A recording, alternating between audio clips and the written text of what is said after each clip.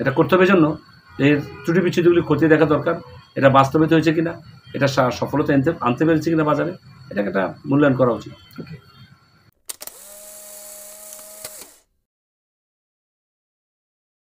বাজারে যে লেনদেনের পরিমাণ যখন কমে আসবে 300-400 কোটিতে, আমরা স্টাডি করে দেখেছি ঢাকা স্টক এক্সচেঞ্জের ব্রেক ইভেন ট্রানজাকশন হচ্ছে 800 কোটি, আর ব্রোকারেজ হাউসগুলির ট্রানজাকশনগুলো যে ব্রেক ইভেনে যেতে চায় বা ভালো অবস্থায় যেতে হয়, 1000-1200 কোটি টাকা ট্রানজাকশনে যাওয়া উচিত। নাহলে সবগুলো ব্রোকারেজ হাউস আসলে ব্রেক ইভেনে যেতে পারে না, সেখানে ট্রানজাকশন হচ্ছে 300-400 কোটি।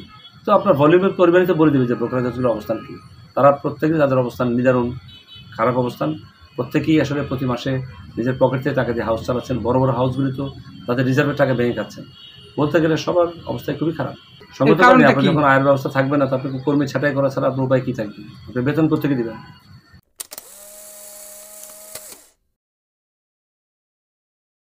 আগে যে সমস্ত আইপিও এসেছে সেগুলো তো মান নিতে আমরা প্রস্তুত করেছি, যে মানহীন আইপিও আসে, যদি কোম্পানির ব্যালেন্স শিটের স্বচ্ছতা না থাকে, উদ্যোক্তা যদি সৎ না হন, তাহলে সেই আইপিও তো কখনোই বিনিয়োগকারী কাঙ্ক্ষিত আশা পূর্ণ করবেন না, বিনিয়োগকারী ক্ষতিগ্রস্ত হওয়ার সম্ভাবনা বেশি থাকবে। তাই হয়েছে।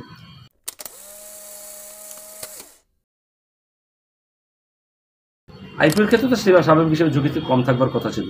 আইপিও হচ্ছে নতুন শেয়ার তার প্রকৃত মূল্যে যে কম মূল্যে সে বাজারে আসে, অর্থাৎ সে যখন আইপিওতে অফার করে, সে বাজারে সে দামটা যা হবে তার চেয়ে অনেক কম দামে সে অফার করে। সেই জন্য তো বিনিয়োগের ওইটুকু প্রত্যাশা থাকে, বিনিয়োগের এটা একটা অপরচুনিটি যে আইপিওতে সেটা 10 টাকা পেলে বাজারে সে 12 টাকা, 13 টাকা, 14 টাকা, 20 টাকাও পেতে পারে।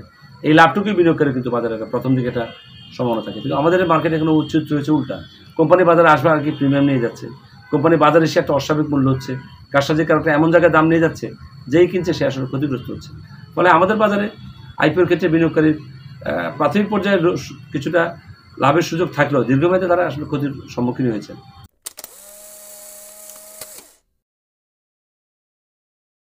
বিদেশি বিনিয়োগ করতে বাংলাদেশ শেয়ার বাজার তো কোনো নিঃসন্দেহে অনেক আকর্ষণীয় বাজার, কারণ এখানে মূল্য আয় অনুপাত যদি আমরা দেখি, আমরা যদি ইপিএসের দেখি, পি রেশিও দেখি, এনএভি দেখি, এটা খুবই আকর্ষণীয় বাজার। কিন্তু বিদেশি বিনিয়োগকারী শুধুমাত্র লাভের জন্যই বাজার আসেন, তাদের টাকা তারা যখন স্বাচ্ছন্দ্যে বিনিয়োগ করে সেই স্বাচ্ছন্দ্য টাকা ফেরত দিতে চান। আপনি যদি ফ্লোর প্রাইস দেন সেক্ষেত্রে স্বাচ্ছন্দ্য থাকে না। ফলে নানা প্রতিবন্ধকতা বাজারে বিগত দিনগুলোতে দুটো কমিশন করেছে। বিনিয়োগকারী বাজারে বিনিয়োগ করতে ভয় পায়, বিদেশি বিনিয়োগ করে তারা মনে করে বিনিয়োগের এন্ট্রি আছে, এক্সিটের জায়গাটা জটিল। ইভেন তাদের ডিভিডেন্ড যখন তারা বাংলাদেশের কোম্পানি ডিভিডেন্ড নেবে, টাকা রেমিটেন্স করে নেওয়াটাও তাদের জন্য কঠিন। ডলারের ক্রাইসিস সব মিলিয়ে আসলে বিদেশি বিনিয়োগের এই মুহূর্তে পরিবেশটা অনুকূল না। যদি ডলার টাকার মূল্যায়নের জায়গাটা যদি সঠিক হয়ে আসে, স্টেবল হয়ে আসে, তখন বিদেশি বিনিয়োগের পরিমাণটা বাড়বে। বাজারে যদি নতুন করে মাল্টিনেশনাল কোম্পানি, বৈজাতিক কোম্পানি লিস্টেড হয়, সরকারি কোম্পানি লিস্টেড হয়, বড় ভলিউমের শেয়ার যদি লিস্টেড হয়, সেক্ষেত্রে বিদেশি বিনিয়োগকারী আকর্ষিত হবে।